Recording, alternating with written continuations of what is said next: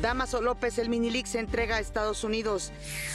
México solicita a Panamá la extradición del exgobernador de Quintana Roo, Roberto Borge.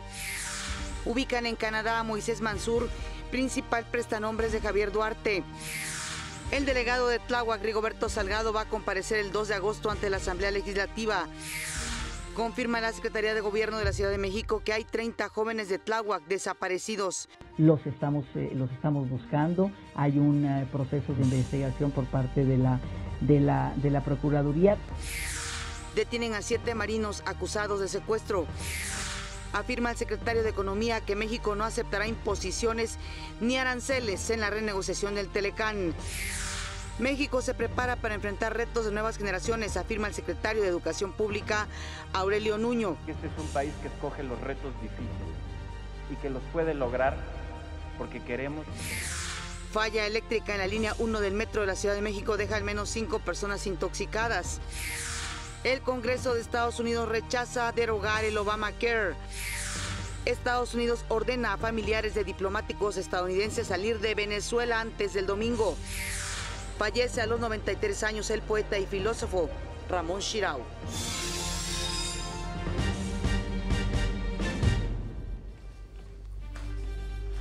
Hola, ¿qué tal? Muy buenos días. Qué gusto que nos acompañe en una edición más de México al Día. Nos llegó el viernes. En este momento la temperatura 13 grados centígrados en la capital del país. Y desde aquí, como siempre, un saludo muy, pero muy afectuoso también a quienes nos están viendo en el interior de la República Mexicana. Saludo con gusto a mi compañera Ana Cristina Olvera. Ana Cris. Muy buenos días, Pati. Me da muchísimo gusto saludarte en este último viernes del mes de julio. Y bueno, también saludo a todos los que nos acompañan a través de la señal de Ingenio y Aprende TV del canal 22, Una Voz con Todos, también a través de Facebook Live en Noticias México al Día y en Twitter nos puede seguir en @mexaldía. Saludamos a Griselda Yebra también, que nos permite comunicarnos con usted a través de la lengua de señas, y damos inicio con la información.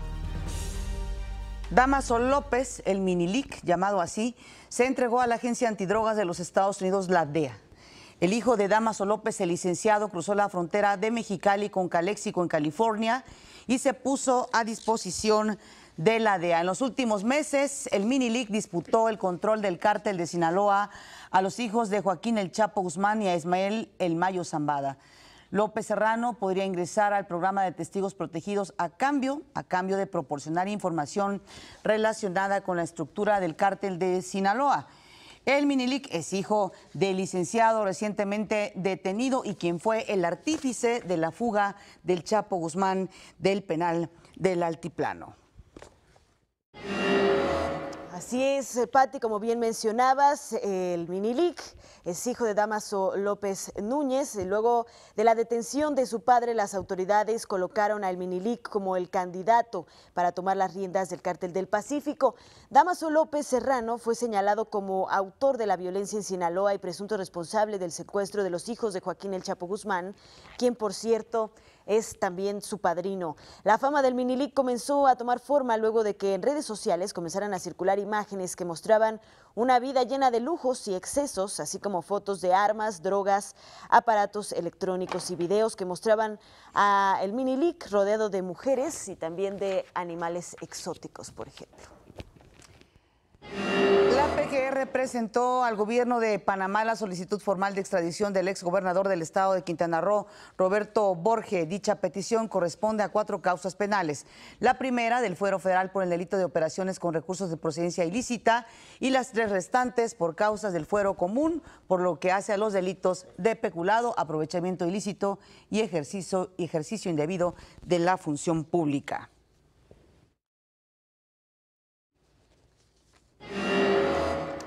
Y los servicios de inteligencia de Canadá localizaron a Moisés Mansur Cisneros. Él es señalado como uno de los principales operadores del desvío de recursos del gobierno de Veracruz en la administración de Javier Duarte. Este empresario veracruzano supuestamente coordinó la red delictiva que operó las cuentas bancarias en Europa y América para ocultar los recursos del Estado. El gobierno mexicano indicó que solicitará a Canadá la detención provisional con fines de extradición de Moisés Mansur. El jefe delegacional de Tláhuac, Rigoberto Salgado, se deslindó de Felipe de Jesús Pérez, alias El Ojo, señalado por las autoridades federales como líder de la organización criminal que operaba en Tláhuac. También rechazó que su campaña electoral para el cargo haya sido financiada precisamente por El Ojos. A una semana del operativo de la Marina en el que fue abatido El Ojos, Salgado Vázquez afirmó que en Tláhuac no hay narcomenudeo ni cárteles dedicados a la distribución de estupefacientes. Y Patricia Mercado, la secretaria de Gobierno de la Ciudad de México, afirmó que el jefe delegacional de Tláhuac, Rigoberto Salgado, se deslindó de su responsabilidad con la seguridad en su demarcación y solo presentó oficios solicitando ayuda, pero nunca una denuncia formal ante la autoridad correspondiente. Aseguró que Salgado Vázquez nunca les informó de los grupos delictivos que operaban en Tláhuac ni lo que sucedía en la demarcación. Él dejó de ir a los comités de seguridad delegacionales de septiembre. Hay un comité de seguridad, mandaba a su directora de seguridad pública, no era una de sus prioridades. Dejó de ir exactamente cuando la incidencia delictiva empezó a subir. Tan operan narcomenudistas. Si dice en estos oficios, oye, hay problemas de seguridad, efectivamente, él nunca lo concreta, él nunca concreta una denuncia. También confirmó que hay casos de personas desaparecidas en Tláhuac, mismos que han sido denunciados por los familiares y que están siendo investigados por las autoridades correspondientes. Tenemos un problema, por supuesto, hay 30 jóvenes, eso es verdad, desaparecidos, los estamos buscando, hay un proceso de investigación por parte de la Procuraduría. Y por otra parte, la Asamblea Legislativa del Distrito Federal confirmó que el jefe delegacional de Tláhuac sí deberá comparecer, esto el próximo 2 de agosto, ante la Comisión de Gobierno para informar sobre las acusaciones en su contra. Mientras tanto, continúan los operativos en Tláhuac. Las autoridades de la Secretaría de Movilidad retiraron de circulación a 87 mototaxis. Las multas para recuperar los vehículos ascenderán a 17,000 pesos. La Secretaría de Marina informó que este jueves fueron puestos a disposición de las autoridades 7 marinos que están acusados del delito de secuestro. Fue gracias al intercambio de información entre la SEMAR y autoridades gubernamentales que se supo de las actividades irregulares por parte de los 7 marinos y se inició una investigación a cargo del órgano interno de control, gracias a la cual se encontró el vínculo entre el personal naval y su participación en el plagio de personas. La dependencia destacó que en este y en todos los casos en que personal naval sea probable responsable de actividades tipificadas como delito, actuará con estricto apego a la ley, procediendo con rigor y contundencia, poniéndolos, por supuesto, a disposición de las autoridades encargadas de administrar y procurar justicia en México. El secretario de Economía, Ildefonso Guajardo, se reunió con los integrantes de la Junta de Coordinación Política del Senado. Ahí el objetivo del encuentro fue dar a conocer cómo va el proceso de renegociación del Telecán. Habló Ildefonso Guajardo de las estrategias y prioridades en esta renegociación. Esta negociación es para mejorar el posicionamiento estratégico que hemos logrado en América del Norte, de México con una capacidad exportadora y productiva en la integración de cadenas de valor. No aceptaremos nada que implique comercio administrado o establecimiento de aranceles. Tiene que tener la oportunidad de llevar a México y a la Asociación Estratégica Comercial en América del Norte a tomar ventaja de la economía del siglo XXI. El presidente de la Junta de Coordinación Política del Senado, Fernando Herrera, dijo que el Senado va a integrar un grupo de legisladores que van a acompañar al gobierno federal en las renegociaciones del Telecán. Es evidente que el Poder Ejecutivo tiene una visión muy particular sobre los diferentes temas que están puestos sobre la mesa, y el Senado de la República, que es la representación de las diferentes entidades federativas, acompañará este proceso de manera puntual, haciendo las recomendaciones pertinentes dentro de todo este proceso. Y en Mérida, ya en Yucatán, inició la segunda reunión binacional entre el secretario de Agricultura de México, José Calzada, y de Estados Unidos, Sonny Perdue. El objetivo es analizar las acciones para fortalecer el comercio agroalimentario entre ambos países y que este se haga de manera justa, abierta y con reglas claras. También se pondrá de manifiesto los beneficios que el comercio agroalimentario trae para los sectores productivos de ambas naciones.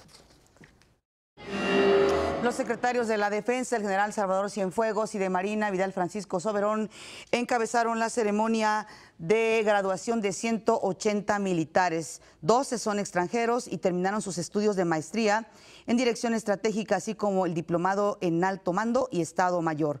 En las instalaciones de la Escuela Superior de Guerra, el director del plantel, Francisco Aguilar, reconoció el impulso que se ha dado al sistema educativo mexicano.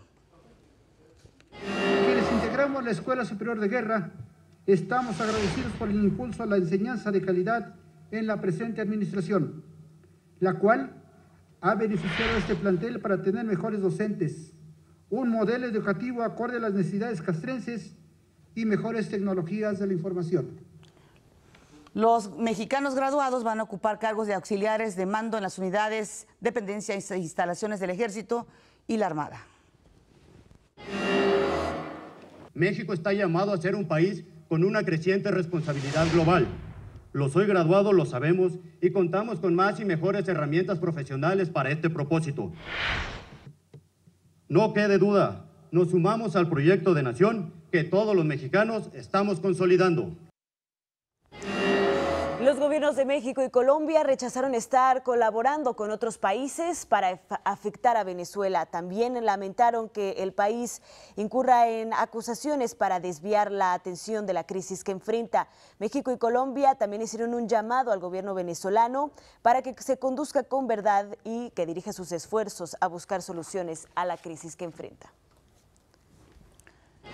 La Cancillería informó que México se va a unir a las sanciones anunciadas por Estados Unidos contra funcionarios y exfuncionarios de Venezuela, esto por dañar la democracia y los derechos humanos en ese país, así como por la participación en actos de violencia, represión y también corrupción. Se informó que se va a proceder a través de la Secretaría de Hacienda y de conformidad con las leyes y convenios. México expresó su preocupación por la grave crisis que está atravesando Venezuela.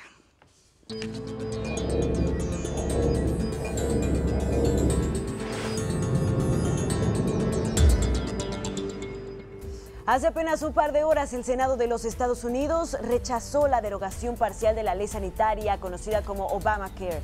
Los senadores republicanos Lisa Murkowski, Susan Collins y John McCain, recientemente diagnosticado con cáncer cerebral, decidieron sí votar y lo hicieron en contra del presidente Donald Trump, sumando un total de 49 votos a favor de la derogación del Obamacare y 51 en contra de esta derogación.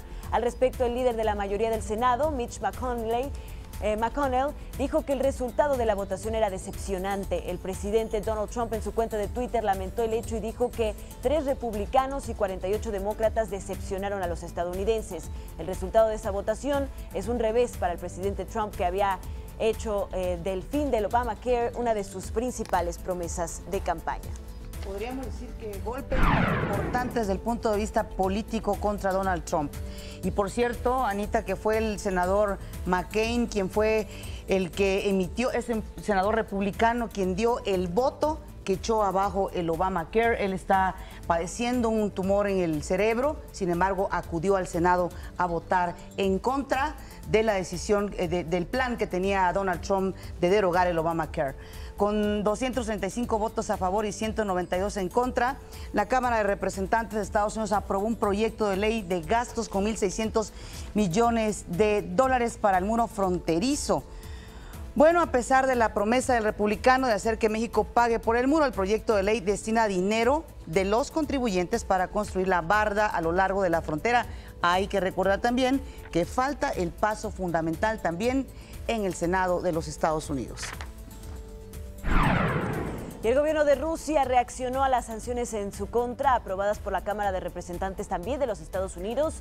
Esto en relación con la posición del Kremlin respecto al conflicto en Ucrania y la presunta injerencia de Moscú en las pasadas elecciones estadounidenses. Desde Finlandia, donde realizó una visita, donde se encontraba en una visita, el presidente Vladimir Putin afirmó que su país tomará acciones ante esta insolencia. Estamos comportándonos de una forma muy contenida y paciente, pero en algún momento necesitaremos responder. Es imposible tolerar infinitamente este tipo de insolencia contra nuestro país. El gobierno de Estados Unidos ordenó a familiares de diplomáticos estadounidenses salir de Caracas, la capital de Venezuela, previo a la elección del constituyente del domingo. En un comunicado, el Departamento de Estado de los Estados Unidos dijo que permitirá que trabajadores del gobierno estadounidense salgan de la embajada en Caracas y limitó el movimiento de quienes van a permanecer en ese país. La alerta de viaje hace un llamado a los ciudadanos estadounidenses a no viajar a Venezuela debido al descontento social y la violencia que se está viviendo. Y en Nueva York, Estados Unidos, una banda de narcotraficantes fue capturada por una serie de gastos bastante ostentosos. Los integrantes de la banda compraron una carriola para bebés de la marca Versace con un valor de $3,000 y también automóviles de lujo que cuestan cientos de miles de dólares. De acuerdo con la policía neoyorquina, estos sujetos no solo vivían una vida con lujos falsos, sino que traficaban cientos de kilogramos de heroína en Nueva York. Las autoridades anunciaron la detención de estos sujetos a quienes les imputarán cargos por tráfico de drogas. Una carriolita de 60,000 pesos aproximadamente. En Venezuela se vivió el segundo día de paro de labores convocado por la oposición. Se registraron enfrentamientos entre los manifestantes y la policía que dejaron 2 personas muertas, con lo que suman 107 los muertos en 3 meses y medio de protestas contra el gobierno. El presidente Nicolás Maduro advirtió que irán a prisión quienes afecten la elección de la Asamblea el próximo domingo. Yo le propongo a la oposición política venezolana que abandone el camino insurreccional, que vuelva a la Constitución e instalemos en las próximas horas, antes de la elección e instalación de la Asamblea Nacional Constituyente, una mesa de diálogo, acuerdo nacional y reconciliación de la patria. Y más de 50 personas murieron por un ataque del grupo radical Boko Haram en contra de un equipo de exploración petrolera cerca de la comunidad Magumeri en el noreste de Nigeria. Hasta el momento se desconocen las circunstancias del ataque perpetrado en contra del equipo de la Nigerian National Petroleum Company, quienes regresaban de una jornada laboral. Autoridades de aquel país informaron que en las próximas horas el número de fallecidos podría aumentar. Según medios locales, esta zona es uno de los puntos más explorados por el gobierno nigeriano para aumentar su producción de petróleo. La policía de Brasil detuvo al expresidente de Petrobras, Aldemir Vendine, como parte de la operación Lava Jato, que investiga una red de sobornos de esta petrolera estatal. Él es sospechoso de haber solicitado sobornos a una rama de la constructora Odebrecht. La operación Lava Jato reveló la existencia de un esquema de pago de sobornos de grandes constructores a políticos y partidos para obtener contratos en Petrobras. Por cierto, que destaca una entrevista que se le hizo a quien fuera el abogado de Odebrecht, donde dice que miles de políticos en toda América Latina están involucrados en los sobornos. Se les daba dinero por parte de Odebrecht, claro, para tener los jugosos contratos para esta compañía constructora. El presidente de Francia, Emmanuel Macron, informó que su gobierno creará centros de control en Libia para los solicitantes de asilo que tratan de llegar a Europa a través del mar Mediterráneo. Durante una visita en un centro de acogida de migrantes en Francia, el mandatario dijo que la idea es crear puntos de control para evitar que la gente tome grandes riesgos, ya que en lo que va del año más de 100,000 migrantes han emprendido la peligrosa travesía por el Mediterráneo desde las costas libias, todo para llegar a Europa. Vamos hasta Canadá con nuestro corresponsal Gabriel Ramírez para hablar del primer viaje de Interjet a Toronto y de cómo se ha, podríamos decir, activado más la relación México-Canadá. Gabriel, gusto en saludarte siempre. Muy buenos días. Gracias, Pati. Muy buenos días. Efectivamente, aumenta la conectividad entre Canadá y México. Esta mañana llegó aquí al Aeropuerto Internacional de Toronto el primer vuelo de esta aerolínea que tú mencionas, una aerolínea mexicana de bajo costo. La aeronave recibió pues una bienvenida, como tradicionalmente se hace en las terminales aéreas, un saludo de agua después de aterrizar en esta terminal. Es un momento importante para México y Canadá, Pati, por varias razones. El 1 de diciembre del año 2016 se eliminó el requisito de la visa. Esto ha traído como consecuencia pues que más mexicanos se aventuren a venir a Canadá, a visitar Canadá. Déjame darte el dato que corrobora esto. Esta semana Estadísticas Canadá dio a conocer que hubo un incremento de 35% en el número de mexicanos que llegaron a Canadá tan solo en el mes de agosto. Un incremento, corrijo, de 75%. Quiere decir que aproximadamente 32.500 mexicanos estuvieron visitando Canadá tan solo en el mes de mayo. En general, Canadá ha despertado el interés mundial.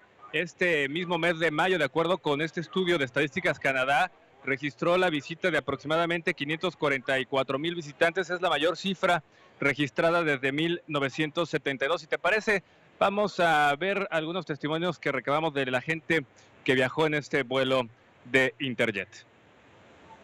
Yo trabajo para una oficina que hace promoción de comercio e inversión, entonces para nosotros es súper importante tener más vuelos directos de México a Toronto porque va a ayudar a que más gente de negocio visite Canadá y que se incremente la relación comercial que ya existe y que ya es muy fuerte. Y sobre todo ahora que los mexicanos no necesitamos visa para venir a Canadá, todo esto está ayudando a que se fortalezca la relación y que haya más conectividad entre ambos. Personas que usualmente viajábamos a Estados Unidos estamos viendo otras opciones. De hecho, de la mayor gente de Cancún vino para acá, para Canadá, o se fue directamente a Europa. Están evitando viajar a Estados Unidos, ¿no? Entonces sí es la verdad que otra opción muy buena. Digo, yo también acabo de viajar a Estados Unidos, no tuve ningún problema, pero es una opción más y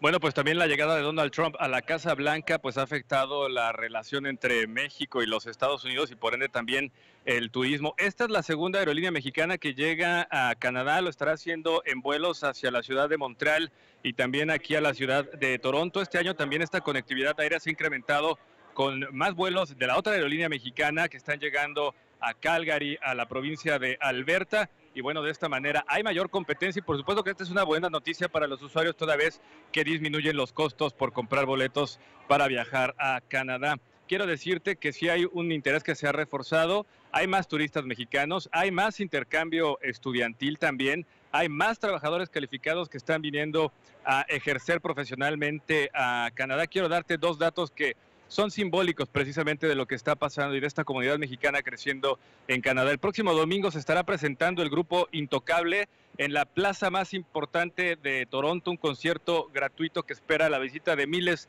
y miles de mexicanos. Y también el Tri, esta legendaria banda de rock de México, se estará presentando por primera vez en Canadá la primera semana de agosto. Son pues dos temas simbólicos que hablan de la importancia y del crecimiento de la comunidad mexicana en Canadá. Y la conectividad aérea no solamente es de México hacia Canadá, también de Canadá hacia México. Se ha incrementado un 17% el número de turistas canadienses que están viajando a los principales destinos turísticos de nuestro país, como Cancún, como Los Cabos, como Puerto Vallarta. Se estima que este año cerrará la cifra en más de 2 millones de canadienses visitando México. Pati, Ana Cristina, es el reporte que les tenemos en vivo desde el aeropuerto Lester Pearson de la ciudad de Toronto. Pues enhorabuena, Gabriel, un gusto saludarte esta mañana, seguramente que pues te veremos bailando también en esos conciertos. Muchísimas gracias por tu reporte y pues enhorabuena por este estrechamiento de las relaciones entre México y Canadá. Estaremos al pendiente, muchas gracias, muy buenos días. Vamos ahora a las breves del país.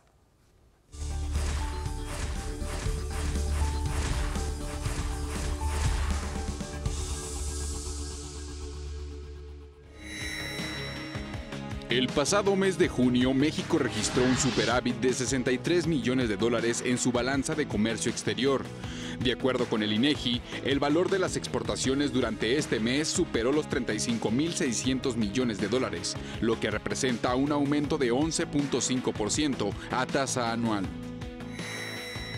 La tarde de ayer fue asesinada Rosa Aparicio Vega, estudiante de medicina de la FES Iztacala, durante un asalto en el Estado de México.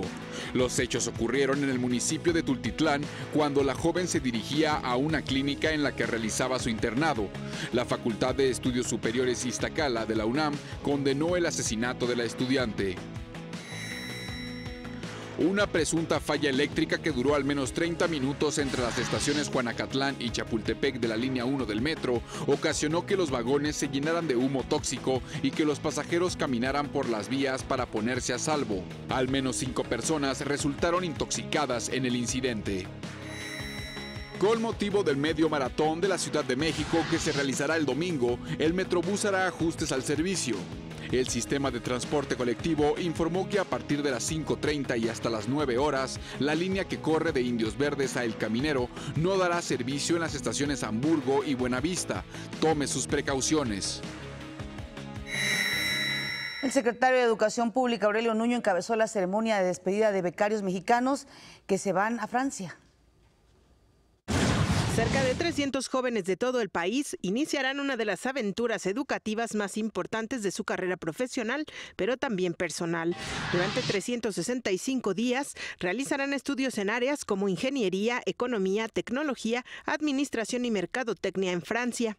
El secretario de Educación Pública, Aurelio Nuño, despidió a esta generación y les dijo que además de abrir sus horizontes, pondrán en alto el nombre de nuestro país. Ustedes van como embajadores de México, van como embajadores de sus estados, de sus universidades y de sus familias.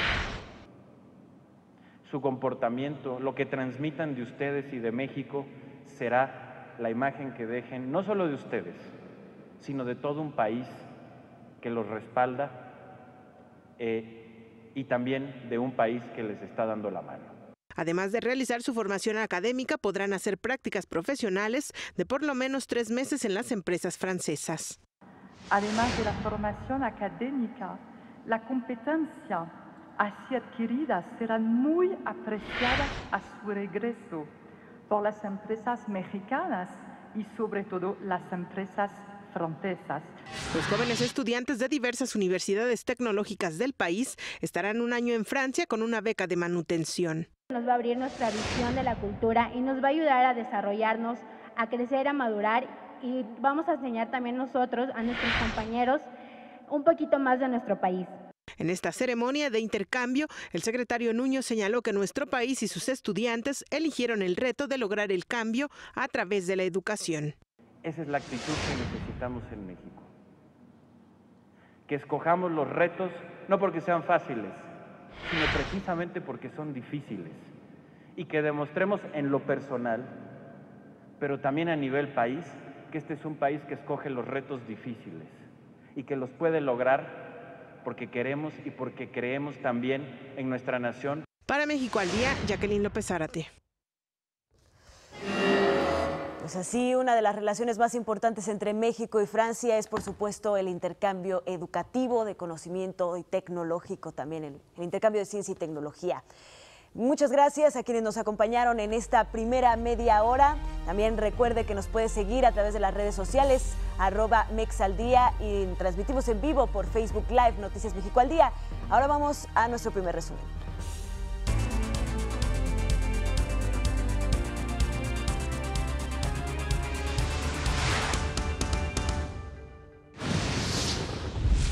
Dámaso López Serrano, el Minilic, se entregó a la Agencia Antidrogas de Estados Unidos, la DEA. El gobierno de México solicitó formalmente a Panamá la extradición del exgobernador de Quintana Roo, Roberto Borge. La Asamblea Legislativa del Distrito Federal confirmó que el jefe delegacional de Tláhuac deberá comparecer el 2 de agosto ante la Comisión de Gobierno. Afirma el secretario de Economía que México no aceptará imposiciones ni aranceles en la renegociación del TLCAN.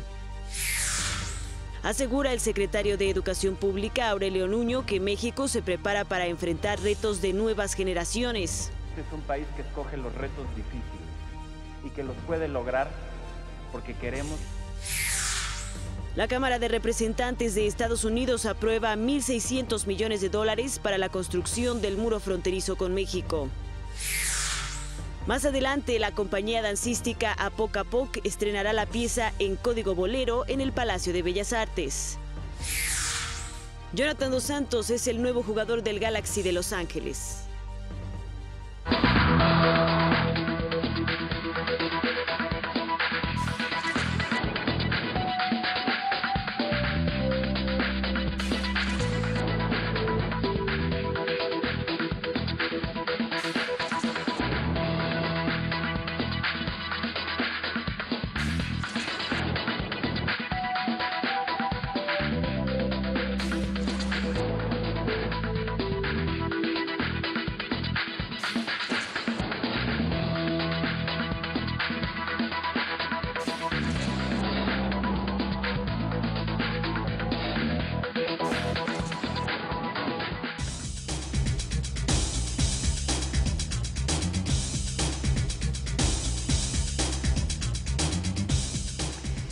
Es un gusto que esté aquí con nosotros Carlos Noricumbo, él es investigador del Centro de Estudios Internacionales Gilberto Bosque del Senado, con quien vamos a hablar de cómo va la renegociación, o los puntos previos a la renegociación del Telecán. Ya muy firmes las propuestas tanto de México como de Canadá para no dejarse avasallar por el señor Donald Trump. Carlos. Pues efectivamente, Tatiana.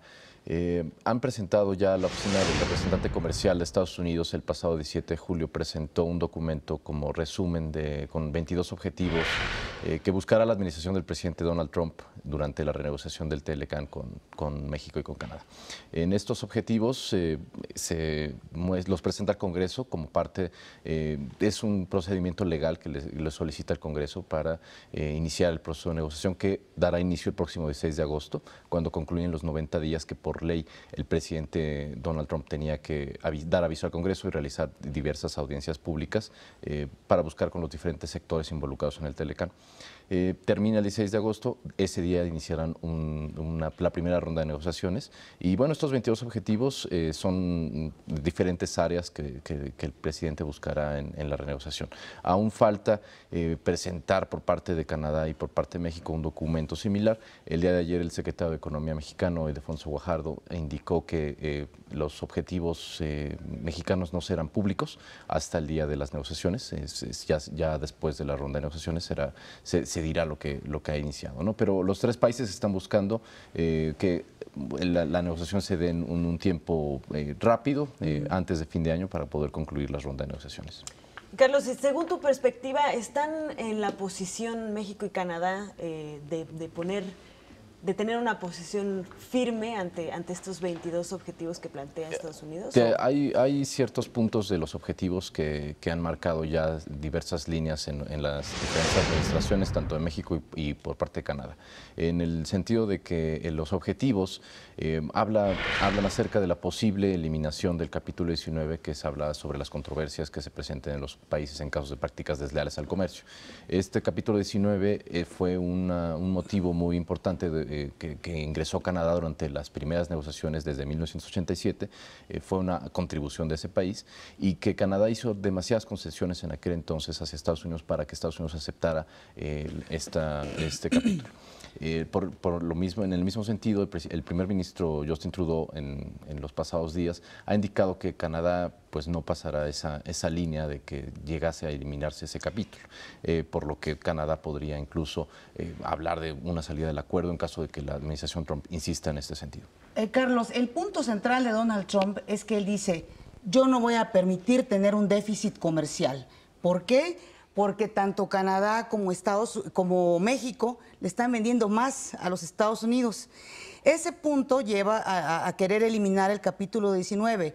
Él dice que no va a permitir lo que él llama un abuso, ¿no? Que nuestro país se beneficie y no los Estados Unidos.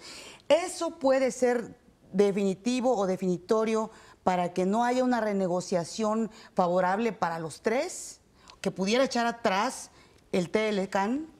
El punto es conciliar a los tres países en los términos que busquen los objetivos de los tres países. Canadá y México aún se encuentran terminando las consultas o buscando los objetivos totales con los que van a llegar a la negociación el 16 de agosto. Es difícil hablar de una posible salida de alguno de los tres países. El presidente Trump ha sido muy insistente en decir que el TLC es un acuerdo, el peor acuerdo de todos. Él incluso lo ha dicho de esa forma.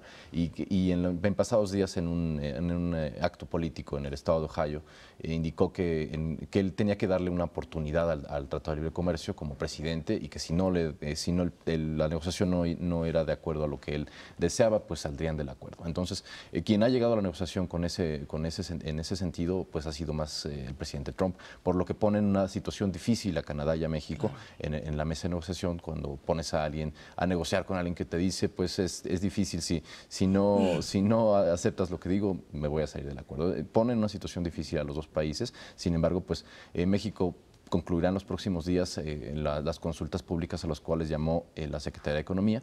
Entonces ya sabremos más lo que podemos buscar a partir de eso. Yo te haría una pregunta muy específica. Hay varios estados de la Unión Americana que su comercio, su estabilidad económica depende completamente de este Tratado de Libre Comercio, Texas, por mencionar alguno. ¿Podrían hacer algo los estados en caso de que la negociación se pusiera pues complicada o de que incluso se terminara este tratado de libre comercio? ¿Podrían hacer algo de manera individual los estados en este caso para poder mantener estos pues relaciones comerciales con México? Claro, hay puntos importantes entre la relación bilateral que se manejan a partir de los estados, sobre todo en las ciudades fronterizas, en Texas, Nuevo México, Arizona y California, que son acuerdos locales. Hay más que nada en cooperación migratoria, por ejemplo, hay acuerdos locales en materia de repatriación, en materia de cooperación fronteriza. Sin embargo, ya en materia comercial sí depende de la federación, tanto en México como en Estados Unidos, por lo que sí sería difícil para los estados tener alguna repercusión en ello. Sí hay estados que dependen absolutamente del comercio mexicano y también con Canadá. Incluso en unos días antes de la presentación de este documento de objetivos, el primer ministro de Canadá tuvo una reunión con los gobernadores estadounidenses en la Asociación Nacional de Gobernadores en Estados Unidos, en donde defendió el acuerdo y donde dijo que pues, más de 4.8 millones de empleos en Estados Unidos dependen del comercio con Canadá y con México, por lo que llamó a mejorar el acuerdo, modernizar el acuerdo. Sin embargo, pues sabemos que ha sido una retórica complicada la que ha manejado el presidente Trump a partir de ello. Así es, Carlos. Finalmente, ¿cómo ves los puntos que México ha puesto sobre la mesa? Pues México debe llegar con una agenda importante en materia, sobre todo en materia laboral. Se ha llamado a que exista a que se ponga sobre la mesa una agenda sobre trabajadores migrantes temporales, sobre todo en el sector agrícola, en el sector de manufactura, o mano de obra no altamente calificada, para llamar a que exista este acuerdo como existió en el pasado. También hay ciertos puntos importantes en los que México debe mantenerse, como en el sector de manufacturas, en los sectores que más han sido beneficiados, como el automotriz, en la materia del telecom. En ese sentido, sí, México debe llegar muy fuerte en esos temas. Pues muchísimas gracias, Carlos, por ayudarnos a entender un poco mejor. Pues ya después del 16 de agosto podremos hablar de puntos mucho más, más precisos y poder ver por dónde va a ir yendo la negociación. Te agradecemos mucho tu análisis. Muchas gracias, Ana. Gracias, Carlos. Gracias. Es momento de que vayamos a un breve corte. Les recordamos que nos pueden seguir en Twitter @mexaldía. No se vayan.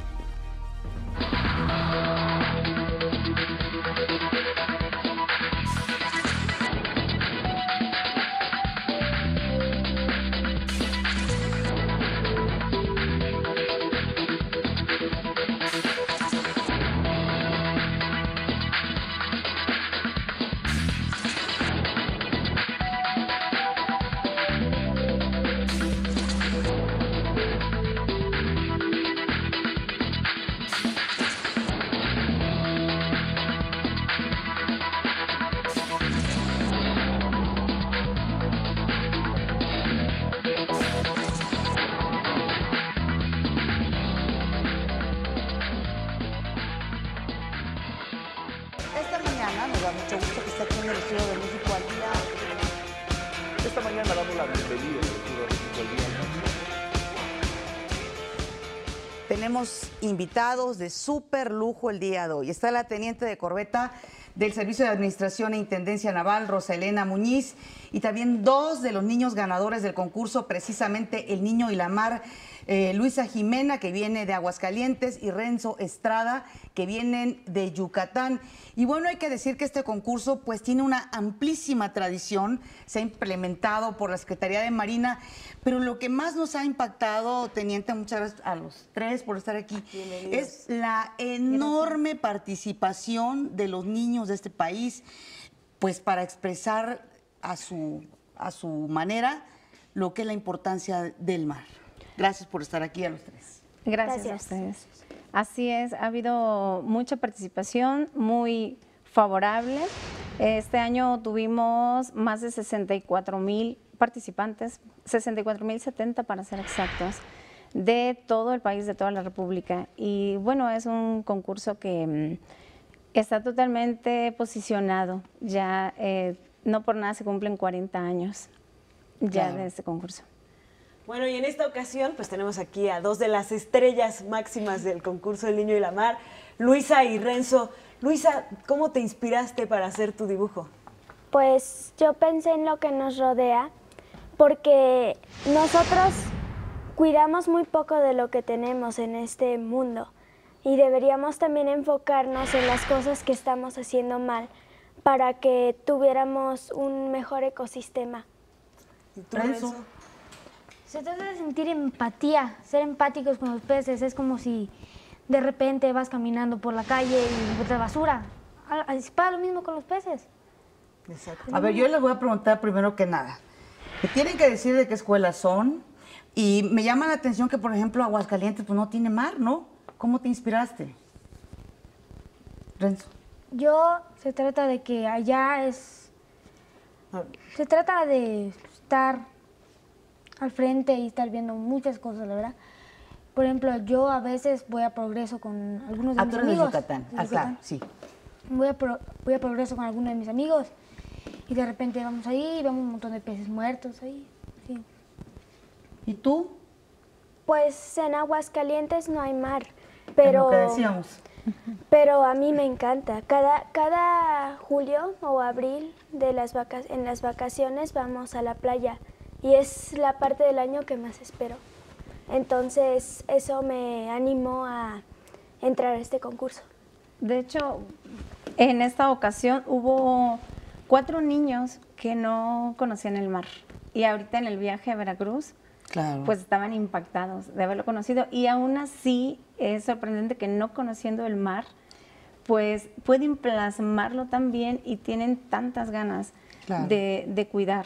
Sí, por eso les decía yo que, por ejemplo, en el caso de Aguascalientes, ¿cómo? Si no tienes el mar cerca, ¿cómo te puedes involucrar en querer salvar el mar? No sé, pero les preguntaba sobre sus escuelas. ¿Qué estudian? ¿Cuántos años tienen? Platíquenos. Yo estoy en el Colegio Cedros de Aguascalientes y tengo 12 años. Y acabo de pasar a primero de secundaria. Perfecto. ¿Y tú, Renzo? Yo estoy en el Colegio Olivares Peninsular, allá en Mérida. Tengo 11 años y acabo de pasar a 6º grado. Teniente, bueno, obviamente esto que nos comenta es una gran experiencia, pero ¿cuáles son otras de las cosas más gratificantes de hacer este tipo de concursos y acercamientos pues, con los niños, que son finalmente los que más nos inspiran y nos enseñan, como nos acaban de enseñar? Sí, claro. Pues bueno, para mí en lo personal es la convivencia con ellos, el convivir cada día durante una semana. Desde que llegan los vamos a traer al aeropuerto, en la ceremonia, durante la ceremonia y en el viaje a Veracruz. El viaje a Veracruz es muy bonito, a ellos les encanta. Ayer acabamos de ir a pasear en un buque, a navegar en un buque de la Armada y ellos emocionados. Teniente, ¿y qué expresa la mayoría de los niños que participan en este concurso? Porque aquí hablábamos de que hay una inquietud por preservar la ecología, ¿no? Pero ¿qué más se expresan los niños mexicanos? Pues en realidad yo creo que la mayoría es eso, el preservar nuestros mares, el preservar las especies marinas, es lo que más vemos en las pinturas, ¿no? Eso es lo que más se ve. Luisa, Renzo, ¿ustedes ya habían convivido con gente de la Marina? ¿Qué sintieron de vivir esta experiencia? ¿Qué piensan de estos grandes mexicanos que sirven a nuestro país? Yo me siento muy feliz y afortunada de haber podido conocer a varios miembros de la Marina y al mismo tiempo afortunada. ¿Tú, Renzo? Yo me siento muy alegre también por haber conocido a la Marina. Yo nunca conocí a la Marina, la verdad. Lo veo en la tele, pero nunca conocí a la Marina. ¿Y qué tal el buque? El buque estuvo muy padre. Sí, muy bonito. Estaba muy bonito el buque. Sí, ahí los vimos en algunas imágenes, no sé si hay oportunidad de pasarlas, pero ahí los veíamos en el interior del buque, allá en Veracruz, ¿no? Así es. ¿Ahí qué tipo de actividades realizaron, Teniente? Bueno, vamos a ciertos lugares, por ejemplo, al Museo Naval. Allí dimos un pequeño recorrido y a la Heroica Escuela Naval Militar, que es el alma mater de nuestra institución. Ahí también estuvo muy bonito el recorrido, les gustó mucho a los chicos, a los papás también es importante que los papás viven esta experiencia o quien acompaña a los niños, viven esta experiencia con ellos. Chicos, y se inspiraron, esta experiencia les dio inspiración para hacer otras cosas en su vida, no sé, algo que quieran estudiar, algún proyecto que quieran hacer. A mí no, solamente para seguir pintando y haciendo lo que me gusta. O sea, lo tuyo es el arte. Sí. ¿Y tú, Lorenzo? Igualmente también el arte. Sí. Muy bien. E integrarse a la Marina, ¿no? ¿A la Armada? Sí, también. ¿Verdad? Sí. Ay. Pues qué alegría que estén con nosotros, porque para el público resulta motivador ver a los niños, ¿no?, que participan en estos concursos. Para que otros niños también se animen a participar. Participan muchísimos, decíamos que esta ocasión fueron más de 64,000 niños y niñas que participan. Pero bueno, el próximo año quizá tendrán la oportunidad de ganar, ¿no?, aquellos que todavía no lo han hecho. Y Teniente, ¿cuáles son más o menos los criterios que se utilizan porque pues me imagino que reciben cosas muy, muy bonitas, es difícil? Sí, me imagino que debe ser difícil. En realidad, en ese certamen es cada estado el que da el fallo y elige los 3 primeros lugares en su estado. Entonces, sí, debe ser difícil, hay muchísimos trabajos, todos son hermosos, todos son muy buenos, pero bueno, ellos eligen los que consideran los mejores, los 3 primeros lugares. ¿Por su simbolismo, por la fuerza de lo que expresen?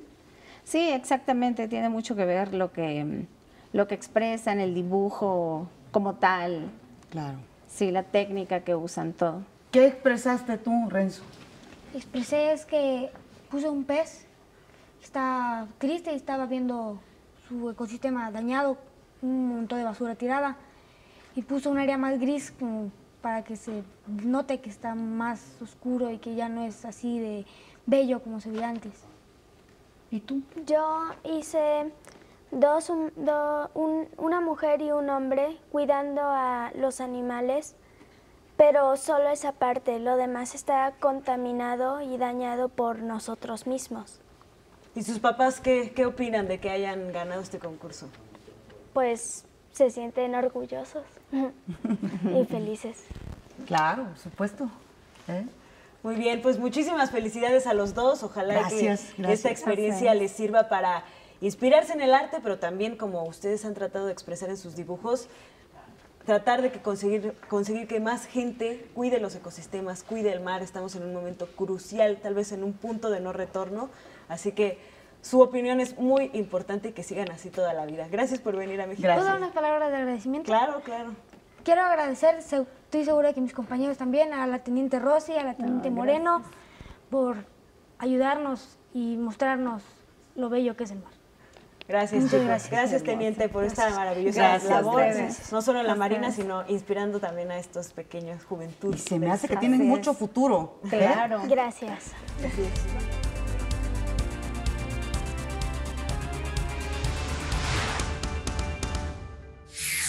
Localizan a Moisés Mansur, principal operador del desvío de recursos en la administración de Javier Duarte. México y Colombia rechazan estar en colaboración con otros países para afectar a Venezuela. Nuestro corresponsal en Canadá, Gabriel Ramírez, nos habló sobre el aumento del turismo en ese país gracias al acuerdo entre México y Canadá de retirar las visas. Es un momento importante para México y Canadá, Pati, por varias razones. El 1 de diciembre del año 2016 se eliminó el requisito de la visa. Esto ha traído como consecuencia pues que más mexicanos se aventuren a venir a Canadá. Hay más turistas mexicanos, hay más intercambio estudiantil también, hay más trabajadores calificados que están viniendo a ejercer profesionalmente a Canadá. En el estudio, Carlos Noricumbo, investigador del Centro de Estudios Internacionales Gilberto Bosques, nos habló sobre la renegociación del TLCAN. El primer ministro de Canadá tuvo una reunión con los gobernadores estadounidenses en la Asociación Nacional de Gobernadores en Estados Unidos, en donde defendió el acuerdo y donde dijo que pues, más de 4.8 millones de empleos en Estados Unidos dependen del comercio con Canadá y con México, por lo que llamó a mejorar el acuerdo,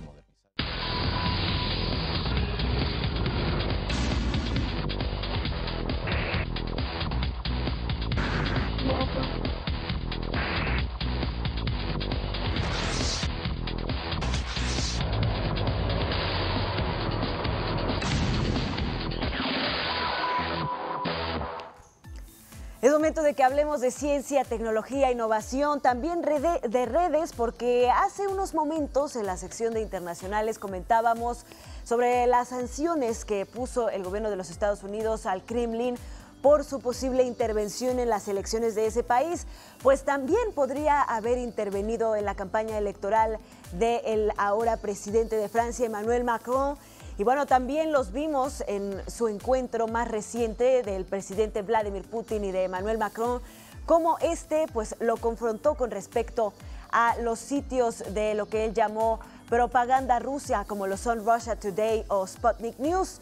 Y es que Rusia también podría haber espiado la campaña a través de Facebook. Así lo afirma un diputado de Estados Unidos y otras 2 personas involucradas en un informe en el que se declara que el servicio de inteligencia ruso creó decenas de cuentas falsas en la red social, todas para espiar a los funcionarios de la campaña presidencial que enfrentó a Macron con Marine Le Pen, como lo podemos recordar. Los agentes involucrados se hicieron pasar por amigos de los socios de Macron, según la acusación, para recoger información sobre sus perfiles personales y todos los datos posibles en torno a las elecciones del pasado mes de mayo.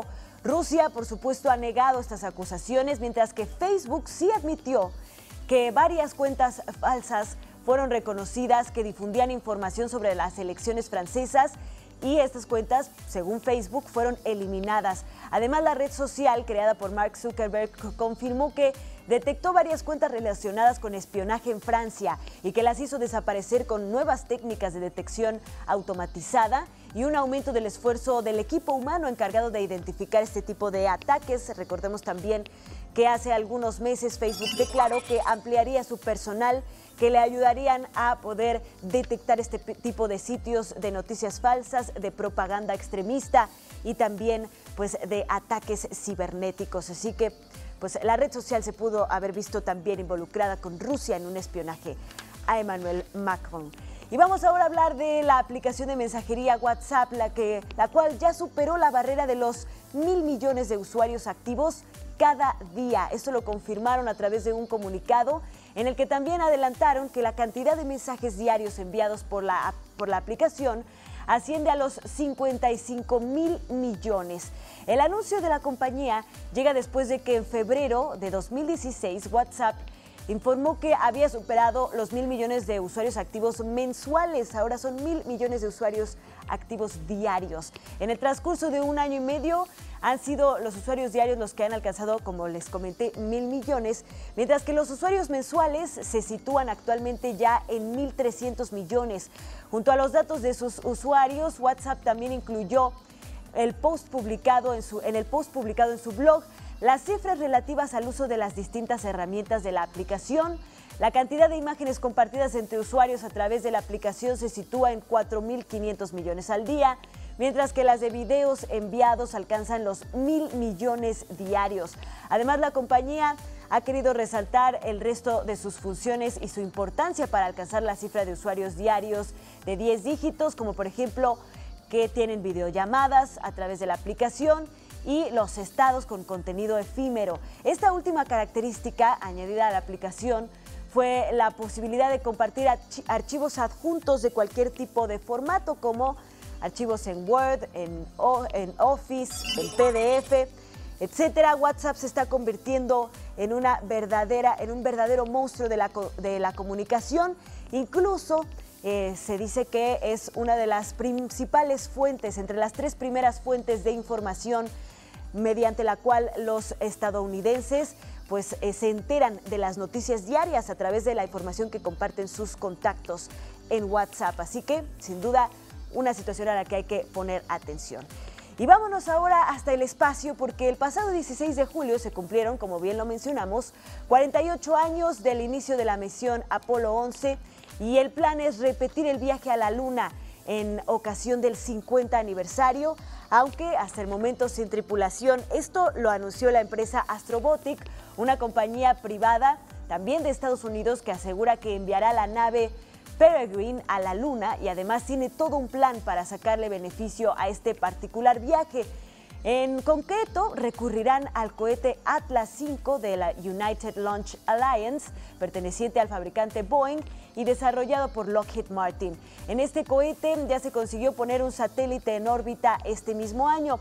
La compañía ofrecerá enviar objetos en lo que denominan moonboxes o cajas lunares, constando cada una de estas, costarían $460.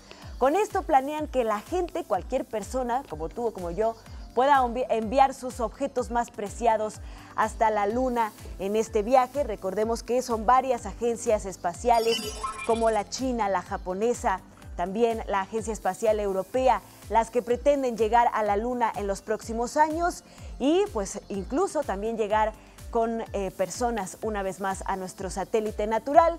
Otra noticia del espacio es que en algunas horas pues despegarán desde Baikonur los siguientes tripulantes de la Expedición 52 hasta la Estación Espacial Internacional. Y bueno, esta es la información hoy de Ciencia, Tecnología e Innovación.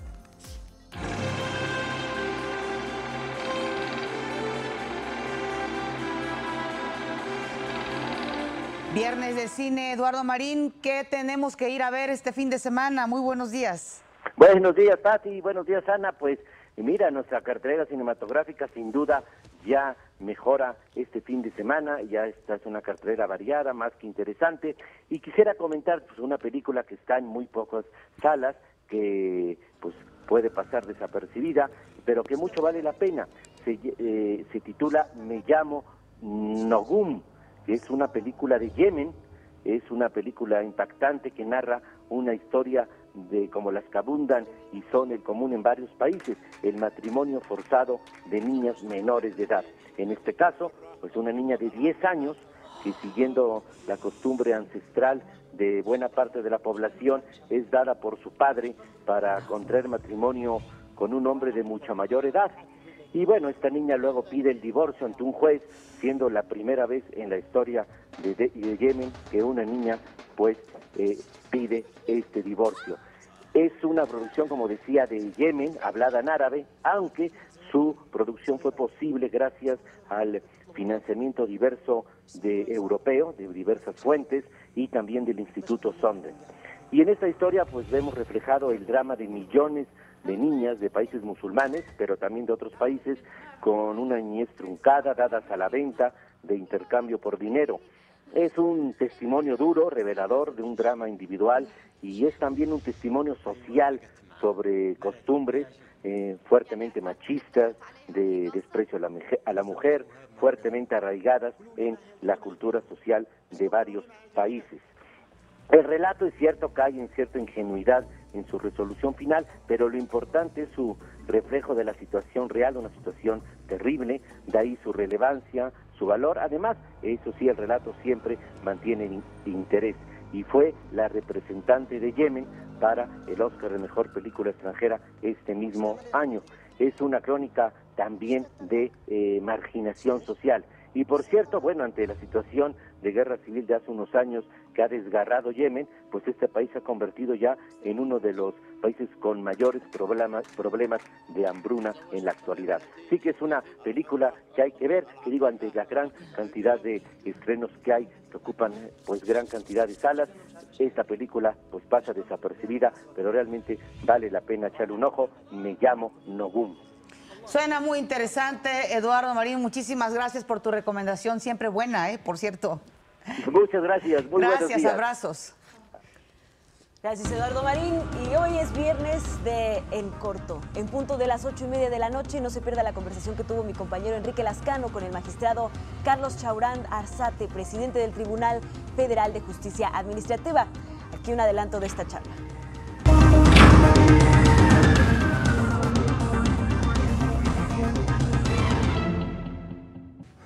Cuando eras joven, que escogiste la carrera de Derecho, tu máxima ilusión era decir, hacer y practicar el derecho.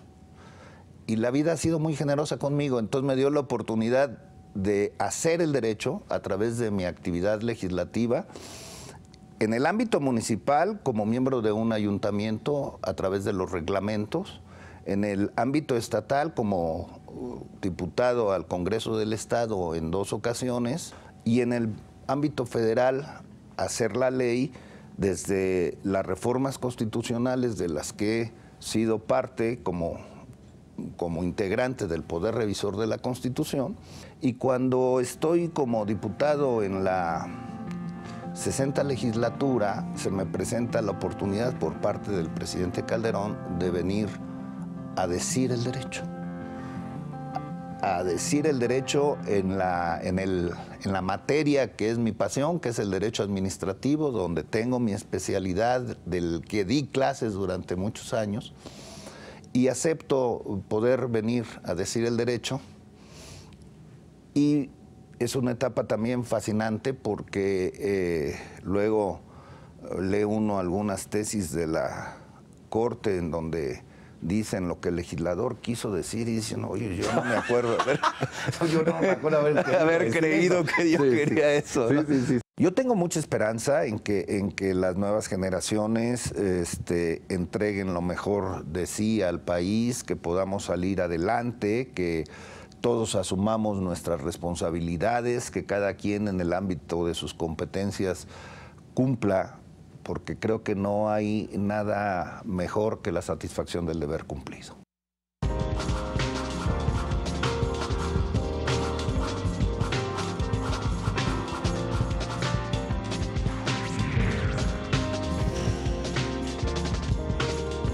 La compañía dancística Apoc Apoc, dirigida por Jaime Camarena, va a estrenar la pieza El Código Bolero este sábado 29 de julio en el Palacio de Bellas Artes. La obra propone la interpretación coreográfica de 18 piezas clásicas del bolero, género musical profundísimamente arraigado en muchos de nosotros aquí en América Latina.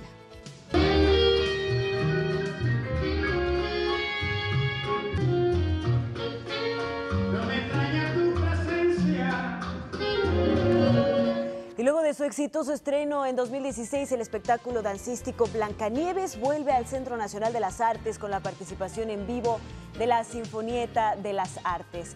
El encuentro de los hermanos Grimm y la conocida versión de Walt Disney cobran vida en un lenguaje moderno en este montaje a cargo de la Compañía Nacional de Danza, dirigida por Mario Galizzi.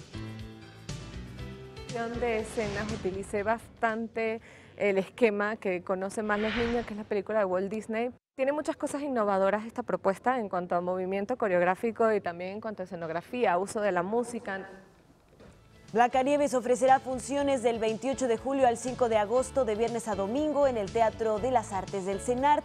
La función del domingo 30 de julio será transmitida vía streaming a las 12 horas con el propósito de que más personas puedan disfrutar este espectáculo. El cineasta mexicano Guillermo del Toro va a competir en el Festival número 74 de Cine de Venecia con su película The Shape of Water. La cinta de 119 minutos de duración narra el descubrimiento de una criatura acuática antropomórfica. Ya ve que le encantan los monstruos a Guillermo del Toro. En la sección oficial por el León de Oro, que es el máximo galardón de este certamen veneciano, van a competir un total de 21 filmes entre el 30 de agosto y el 9 de septiembre. El poeta y filósofo Ramón Xirau, personaje destacado del exilio español en México, murió a los 93 años. Xirau nació en Barcelona, España, el 20 de enero de 1924. Llegó a México a los 15 años junto con sus padres, cuando escaparon de la Guerra Civil Española. Estudió la licenciatura y maestría en filosofía en la UNAM, institución de la que fue también profesor e investigador emérito. Xirau Subías era considerado uno de los estudiosos más minuciosos de la poesía mexicana. Octavio Paz lo llamó hombre puente entre la filosofía y la poesía. Es día, redondo día, luminosa naranja de 24 gajos, todos atravesados por una misma y amarilla dulzura. La inteligencia al fin encarna, se reconcilian las dos mitades enemigas y la conciencia espejo se licúa. Las publicaciones de Xirau comprenden más de 40 títulos originales y traducciones de obras del francés, inglés y alemán. Entre sus textos destacan Tres poetas de la soledad, Gorostiza, Villaurrutia y Paz, Introducción a la filosofía y Dos poetas de lo sagrado. A veces sentimos que estamos viviendo en el centro mismo de lo sagrado. Otras veces lo sagrado se esconde, se escapa, huye, desaparece. El maestro de origen catalán y nacionalizado mexicano recibió múltiples reconocimientos, entre ellos el Premio Internacional Alfonso Reyes, el Premio Nacional de Ciencias y Artes, la Medalla Bellas Artes y la distinción como Caballero de las Artes y de las Letras por el Gobierno de Francia. Doctor honoris causa por la Universidad Autónoma de Barcelona y creador emérito del FONCA, Xirau falleció a los 93 años por causas naturales en su casa de San Ángel en la Ciudad de México. A través de su cuenta de Twitter, el presidente de México, Enrique Peña Nieto, lamentó el deceso del hombre de letras, de quien destacó su aportación a la cultura mexicana. La secretaria de Cultura, María Cristina García Cepeda, anunció que se rendirá un homenaje nacional al filósofo y poeta en fecha próxima. Para México al Día, Rufino Enríquez González.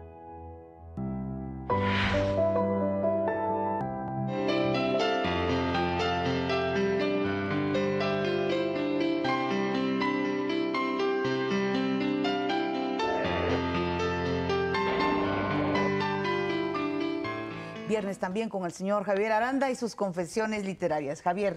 Hola, buenos días, Pati. Hola, Javier. Hola, Ana Cris, Daniel. Javier, ¿cómo estás? Hola, bueno, pues les propongo una lectura obligada, yo creo. Como dieron a conocer ustedes en la nota pasada, pues murió Ramón Xirau, que es un personaje entrañable por muchas razones. Es un poeta que se puso a reflexionar desde la filosofía y en sus ensayos filosóficos nos llevó la voz del poeta para entender mejor las cosas. De hecho, él tiene un libro que es para mí muy importante que se llama Poesía y Conocimiento. Él teje a partir de la lectura de tres poetas que son José Lezama Lima, Borges y Octavio Paz, el cómo la poesía también es una forma de conocimiento. Es, digamos, a partir de lo sagrado, del uso de la palabra, de la penetración del idioma para acercarnos a ese mundo, porque no olvidemos que digamos, el pensamiento, el lenguaje, es la expresión más inmediata del pensamiento. Entonces, Ramón Xirau caminó mucho por esa vertiente, fue muy amigo de Octavio Paz, fue maestro de filosofía y letras. No tuve la fortuna de ser su alumno, me hubiera encantado, pero sí tuve la fortuna de escucharlo en el Colegio Nacional muchas veces y en su casa otras tantas. Era un personaje que, lejos de la idea del intelectual que se encierra y se aísla, era un hombre bastante tendedor de puentes con los jóvenes. Siempre, digamos, había una forma de acercarse a él y él, con mucho gusto, recibía a la gente joven porque decía que necesitábamos siempre estar presentes con ellos para entender para dónde iba la cosa. Era muy extraño, pero era muy sincero, muy querido. Tenía también muchos ensayos que tenían que ver con la mística. Fue un muy buen lector de San Juan de la Cruz, de Santa Teresa, pero a partir de lo sagrado, no de otra cosa que a veces uno se puede imaginar, que tiene que ver con la religión.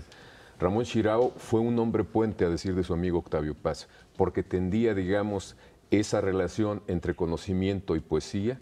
También fue un puente entre dos culturas que compartían muchas cosas, como, digamos, el idioma o el lenguaje catalán, que es su lengua materna, y el español. De hecho, él siempre escribió poemas en catalán, nunca quiso hacerlo de otra manera, y los ensayos, la reflexión la hizo siempre en español. Por fortuna, el Colegio Nacional publicó ya la poesía completa, son 2 tomos, y existe la versión obviamente en catalán, pero también en español, porque a pesar de que uno puede seguir algunas cosas, cuando se habla de catalán, pues yo me pierdo, francamente.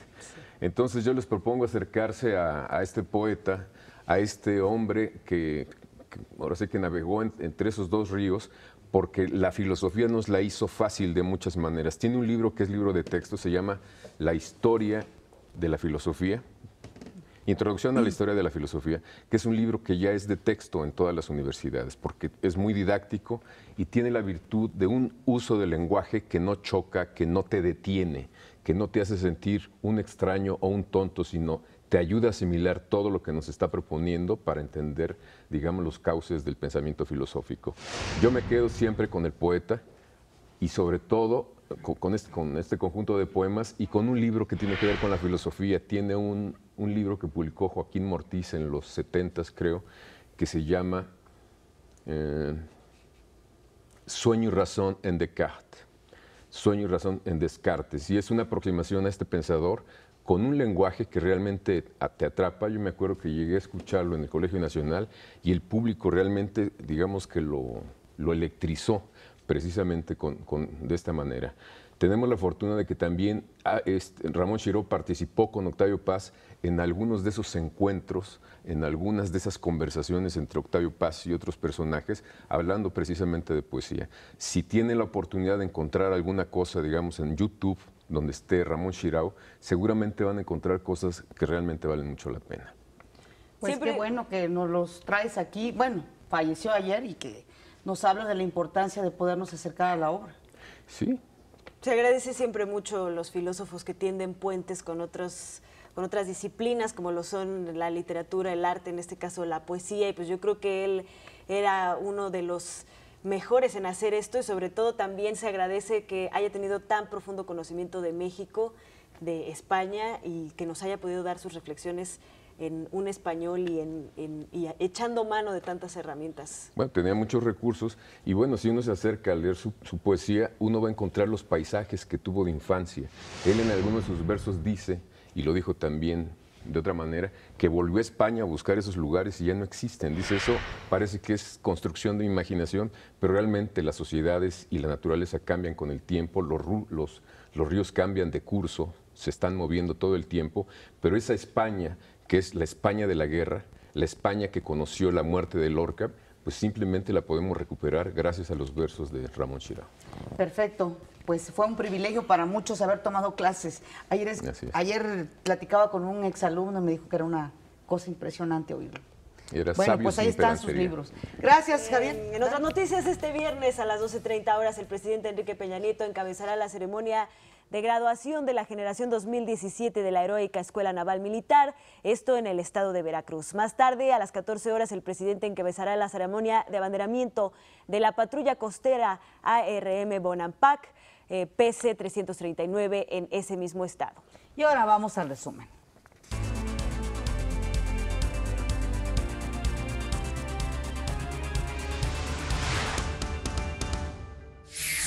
Dámaso López Serrano, el Minilic, se entregó a la Agencia Antidrogas de Estados Unidos, la DEA.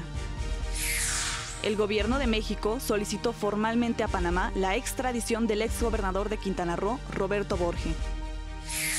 Afirma el secretario de Economía que México no aceptará imposiciones ni aranceles en la renegociación del TLCAN. En el estudio de México al Día nos acompañaron los ganadores del concurso El Niño y la Mar. Yo pensé en lo que nos rodea porque nosotros cuidamos muy poco de lo que tenemos en este mundo y deberíamos también enfocarnos en las cosas que estamos haciendo mal para que tuviéramos un mejor ecosistema. La Policía Federal brasileña detuvo ayer al expresidente de Petrobras, Aldemir Bendín. Es investigado por recibir sobornos. El espectáculo dancístico Blancanieves vuelve al Centro Nacional de las Artes con la participación en vivo de la Sinfonieta de las Artes. Esta noche arranca la jornada 2 de la Apertura 2017 con los partidos Puebla contra Morelia y Atlas frente a Pumas.